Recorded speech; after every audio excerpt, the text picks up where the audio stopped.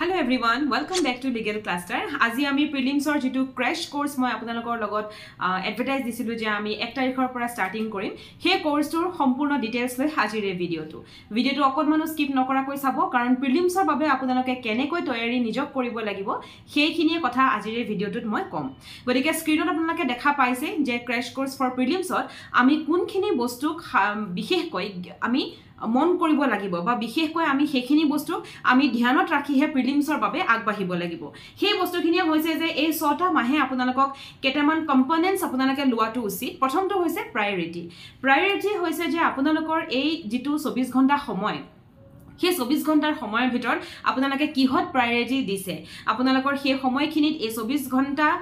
সমহীয়া এটা 24 ঘণ্টা journey daily 24 ঘণ্টাকৈ এটা সমাহৰ জাৰ্নি গতিকে এই জাৰ্নিটোত আপোনালোকে প্ৰায়োৰিটি দিব লাগিব আপোনালোকৰ প্ৰিলিমছৰ ওপৰত আপোনালোকে দিব লাগিব যে আপোনালোকৰ কনসেপ্টখিনি কেনেকৈ ক্লিয়াৰ হৈছে আৰু সেই কনসেপ্টখিনিক লৈ যদি কিবা অসুবিধা হৈছে তেতিয়াহলে মোক লগালক সুধাটো যিখিনি এই কোৰ্সটো ল'ব বিচাৰে দ্বিতীয়তে আহি গ'ল বুকস এণ্ড ৰিসোৰ্সেস এতিয়া কিতাপ বুলি ক'লে বহুতে ভাবে মেম কি কিতাপ পঢ়িম কিন্তু একচুয়ালি আপোনালোকৰ ওচৰত বেয়াৰেক যদি আছে প্ৰিলিমছৰ বাবে আটাইতকৈ বেছি ইম্পৰ্টেন্ট আৰু দ্বিতীয়তে হৈছে যে আপোনালোকৰ বুকস যিখন বুক আপোনালোকে আগৰ ল পঢ়োতে পঢ়ি আহিছে এলএলবি বা এলএলএম কৰোতে যিখিনি কিতাপ আপোনালোকে পঢ়িছিলে সেই গুটেখিনি কিতাপে আপোনালোকে এতিয়া পঢ়াটো উচিত আৰু সেইখিনি কিতাপৰ পৰা আপোনালোকে নিজে বস্তুখিনি কনসেপ্টখিনি ল'ব পাৰিব মইতো আপোনালোকক দিমেই তাৰ পিছতো যদি কিতাপৰ প্ৰয়োজন হয় তেতিয়াহলে কিতাপ নতুনকৈ নিকিনি যিখিনি আগতে আছে সেইখিনি পঢ়িলেও হ'ব আহি গ'ল নেক্সট ৰিসোৰ্স বুলি ক'লে আমাৰ লিগেল ক্লাষ্টাৰ ফালৰ পৰা আপোনালোকক পিডিএফ দিয়া হ'ব সেইখিনিয়ে হৈছে আপোনালোকৰ ৰিসোৰ্স গতিকে আমি যেটো বস্তু বাহিৰৰ পৰা আনিম হেতুই হৈছে আপোনালোকৰ ৰিসোৰ্স সেই হিচাপে লিগেল ক্লাষ্টাৰ আপোনালোকক যিখিনি ক্লাसेस দিব আৰু যিখিনি পিডিএফ প্ৰভাইড কৰিব সেই গুটে ক্লাसेसৰ পিডিএফ খিনি যাতে মনোযোগেৰে ভালকৈ চাই আৰু পঢ়ে নেক্সট আহি গ'ল হাইলি ইফেক্টিভ এখন টাইম টেবল যেটো বস্তু আপোনালোকৰ এই সমাহৰ জাৰ্নিত আটাইতকৈ বেছি ইম্পৰ্টেন্ট ৰোল প্লে কৰিব হেতুই হৈছে যে এখন ইফেক্টিভ টাইম টেবল গতিকে ইফেক্টিভ টাইম টেবল মানে এটো নহয় যে মেম মই ৰাতিপুৱা 8টাত উঠিছো মই ইমানখিনি পঢ়িছো ইমানখিনি কৰিছো টাইম টেবলত মনত ৰাখিব লগা কেটামান কথা মই আপোনালোকক কওঁ এটা দিনত পাৰাপক্ষত যিমান পাৰে সিমান পঢ়া আপোনালোকে প্ৰিলিমছত দিব লাগিব প্ৰিলিমছ হৈছে কনসেপচুৱেল সদায় এটা কথা মনত ৰাখিব যিমানে আপোনালোকে ধুনিয়া আনসাৰ্স নিলিখক কিয় কিন্তু প্ৰিলিমছৰ বাবে আপোনালোকৰ কনসেপ্ট ইম্পৰ্টেন্ট হয় আপোনালোকৰ ধ্যান আৰু মনোযোগ এই দুইটা বস্তু আপোনালোকে দিব লাগিব যাৰ কাৰণে আপোনালোকৰ এখন প্ৰপাৰ টাইম টেবল হোৱাটো উচিত বুলি মই ভাবো আৰু নেক্সট হৈছে যে আপোনালোকে এখন টাইম টেবল এইটো কাৰণে মেইনটেইন কৰিব লাগিব কাৰণ আপোনালোকে কি কৰে সাধাৰণতে আপোনালোকে বহিব 1 ঘণ্টা পঢ়িব তাৰ পিছতে উঠি যায় কিন্তু আপোনালোকে যেতিয়ালৈকে মন পুতি 3-4 ঘণ্টা একেলগে পঢ়িব নোৱাৰে তেতিয়ালৈকে আপোনালোকৰ সেই মনোযোগটো কেতিয়াও আগ নাবাঢ়ে আপোনালোকৰ মেইন কামটোৱে হয় যে আপোনালোকে টাইম দি পঢ়িব লাগিব আৰু অলপ সময়ৰ বাবে আপোনালোকে বহিব লাগিব এই এনেকুৱা ধৰণৰ ষ্টাডি যেটো ধৰক ইউপিএসসি হওক এপিএসসি হওক বা এজেএসএ বা যিকোনো জেগাৰ জুডিশিয়াল সাৰ্ভিসে হওক কিয় এনেকুৱা ধৰণৰ ষ্টাডিত আপোনালোকে 1 ঘণ্টা পঢ়িছো উঠি গৈছো আকৌ আধা ঘণ্টা পঢ়িছো উঠি গৈছো আকৌ 1 ঘণ্টা পঢ়িছো এই ডিসকন্টিনিউয়েশনে আপোনালোকক কেতিয়াও প্ৰিলিমছ পাস কৰিবলৈ নিদিয়ে প্ৰিলিমছ ফেল কৰা কিন্তু এটো এটা ৰিজন হয় সো এইখিনি কথা আপোনালোকে মন কৰি এখন টাইম টেবল ইফেক্টিভ ভাবে বনাব আৰু যি সকলে ইচ্ছা কৰে মোৰ লগত আপোনালোকে টাইম টেবল শেয়াৰ কৰিব পাৰে তাৰ কাৰণে মই কিবা যদি ৰিভিউ দিব লাগে সেইখিনি মই দিম ভিডিওটোৰ মাজতে এটা কথা কওঁ ওজিপিত থকা দুই গৰাকী ষ্টুডেন্টে মোক নিজৰ টাইম টেবল শেয়াৰ কৰিছিল কিন্তু ৰিভিউ দিবলৈ থাকি গ'ল গতিকে দুই এদিনতে মই সময় মিলাই দি আছো এতিয়া আহি যাও আমি প্ৰিলিমছৰ ক্ৰাশ কোৰ্সত আমি কি পঢ়িম কেনে পঢ়িম আৰু আমি একচুয়ালি কি পঢ়িব লাগিব কেনে ধৰণে আমাৰ প্ল্যান এই 6টা মাহত আমি কি পঢ়িম কি কৰিম হে গুটে বস্তুখিনিকে লৈ ভিডিওটো হে ভিডিওটো পুৰাকে চাব আপোনালোকে স্ক্ৰিনত দেখা পাইছে আমাৰ যিখিনি এবাৰ আমি পঢ়িম এই সমাহে সেই গুটেখিনি বস্তু সো প্ৰথম আহি গ'ল আমাৰ বিএনএছত আমাৰ কিমান চেপ্টাৰ আছে চেপ্টাৰ 19 আৰু সেকশন কিমান আছে সেকশন 356 টা দেন আহি গ'ল বিএনএস যিখন কলো হেখন আগৰ আইপিসি এতিয়া বিএনএস নেক্সট আহি গ'ল বিএনএসএস যেটো বস্তু আমাৰ আগতে সিআৰপিসি আছিল আৰু এতিয়া আপোনালোকৰ বিএনএসএস হল চেপ্টাৰ আছে আমাৰ তাত 39 টা আৰু সেকশন আছে 531 টা দেন আমাৰ আহি গ'ল বিএসএ আগৰ আছিল ইন্ডিয়ান এভিডেন্স এক্ট এতিয়া বিএসএ চেপ্টাৰ আছে 12 আৰু সেকশন আছে 170 sections Then Constitution of India ahile Constitution of India amar 448 articles ase along with the amendments ami pohibo lagibo monot rakhibo okol articles khini nohoy amendments khini kintu homane important hoy prelims or babe then ahi go CPC tat ase amar 158 section aru ase 51 ta order e 51 order major amar rules thakibo gotike hekhiniu ami saboi lagibo karon প্ৰিলিমছত order আৰু rule এই দুটা বস্তু কিন্তু খুদে বিশেষকৈ rule খুদে ধৰক অৰ্ডাৰ 12 ৰুল 1 2 3 এই ৰুলছখিনি ওপৰতে মানুহৰ খেলিমেলি লাগে গতিকে CPC পঢ়োতে সাৱধান হ'ব লাগিব আমাৰ আহি গ'ল নেক্সট ইণ্ডিয়ান কন্ট্ৰেক্ট এক্ট য'ত আছে 266 টা sections then transfer of property act য'ত আছে 137 সেকশনছ দেন আহি গ'ল ল অফ টৰ্টছ য'ত আছে টপিকছ 22 টা টপিক সো মোৰ মানে ডিস্ট্ৰিক্ট 22 টা টপিক হয়তো আপোনালোকৰ ডিস্ট্ৰিক্ট আৰু বেছি হ'ব বা কম হ'ব কিন্তু মই ভাবো প্ৰিলিমছত আমি 22 টা টপিকে আমাৰ কাৰণে এনাফ হৈ যাব টৰ্টছৰ আৰু দেন আমাৰ ইয়াৰ উপৰিও আমাৰ এই গুটি ল পেপাৰছখিনি উপৰিও 8খন ল পেপাৰছৰ উপৰিও আমাৰ থাকিব জিকে ইংলিশ আসামিজ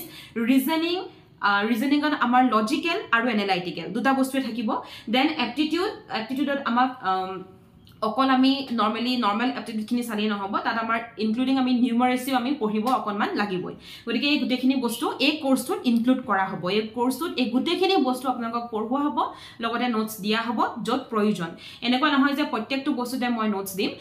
আপোনালোকক ক্লাसेसখিনি দিম যিখিনি মই ভাবো যে আপোনালোকে ক্লাছ চাই লিখিব লাগিব সেইখিনি চাই লিখিব লাগিব আৰু যিখিনি মই ভাবো যে PDF দিয়াটো উচিত তত মই PDF টো আপোনালোকক প্ৰভাইড কৰিম দেন এতিয়া যদি আমি এটা ধৰক আমি যেহেতু এটা প্ল্যানত আহিছো গতিকে প্ল্যান উইদাউট প্ৰপাৰ প্ল্যান আমি কোনো বস্তু ইমপ্লিমেন্ট কৰিবই নোৱাৰিম সেই প্ল্যানটো আমি এটা চাব লাগিব যে আমাৰ হাতত কিমান বস্তু আছে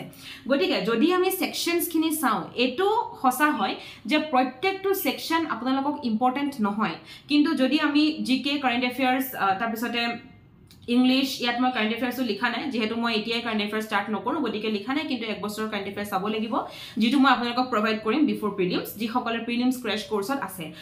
জিকে ইংলিশ আসামিজ ৰিজনিং এপ্টিটিউড এই গুটেখিনি বাদ দি অকল যদি ল পেপাৰছখিনি চাও তেতিয়া হলে আমি ল পেপাৰছৰ টৰ্টছখনো ধৰি ইভেন গুটেখিনি ধৰি আমাৰ টোটাল আমাৰ হাতত সেকশন আৰু টৰ্টৰ 22 টা টপিক মিলাই পেলাই আমাৰ হাতত থাকিব 2139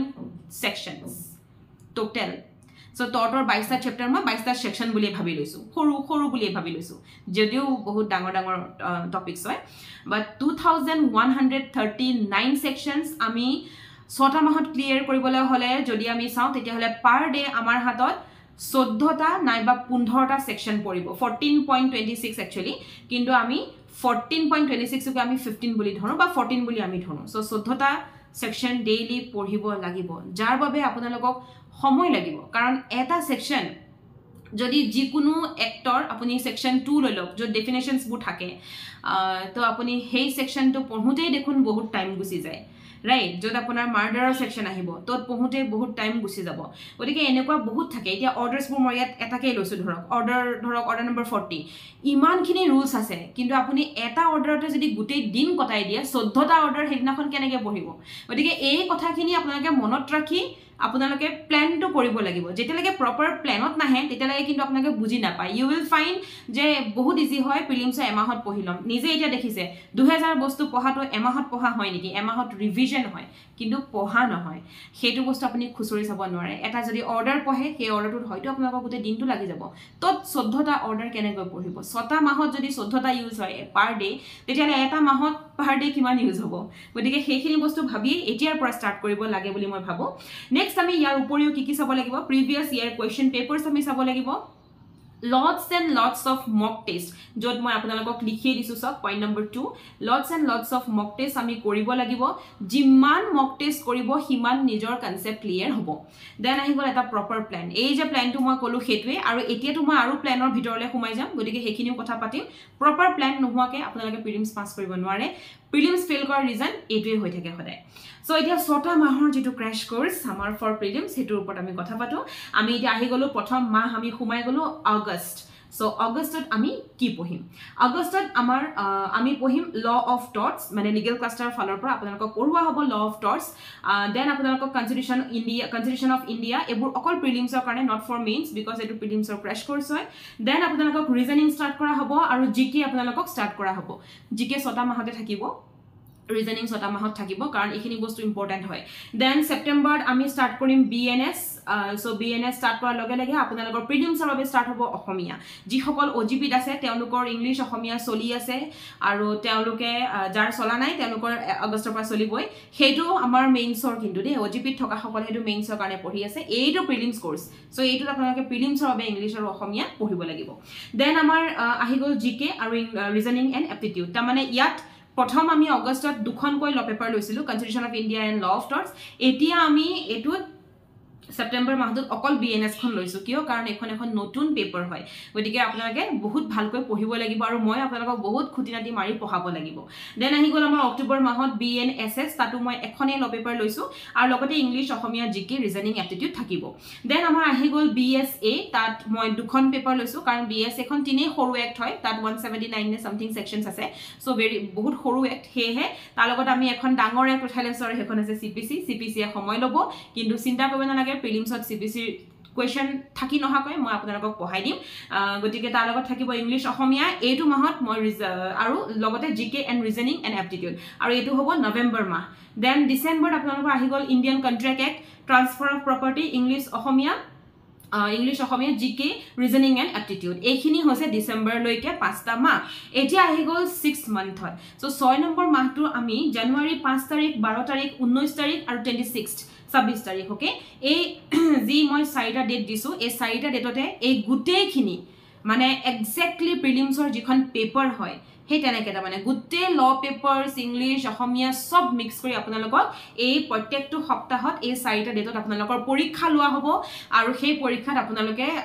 মানে দিবই লাগিব আৰু হেখিনি ইম্পৰ্টেন্ট হ'ব গতিকে হেখিনি আপোনালোকে এপিয়াৰ কৰিব লাগিব এতিয়া কথাটো হ'ল যে মেম 6 নম্বৰ মাহটো মানে জানুৱাৰীতহে অকল পৰীক্ষা হ'ব নেকি বাকি কিটা মাহত নহয় নেকি এটা হেতু কিন্তু ভুল কথা বাকি কিটা মাহত আপোনালোকৰ পৰীক্ষা হ'ব আৰু হেতু মই আপোনালোকক শৰ্ট সিলেবাস লৈ পেলাই আপোনালোকক পৰীক্ষা পাতিম তাৰ মানে মই আগষ্ট মাহটোৰ কথা কৈ দিও আমি যদি আগষ্ট মাহলে আমি চাও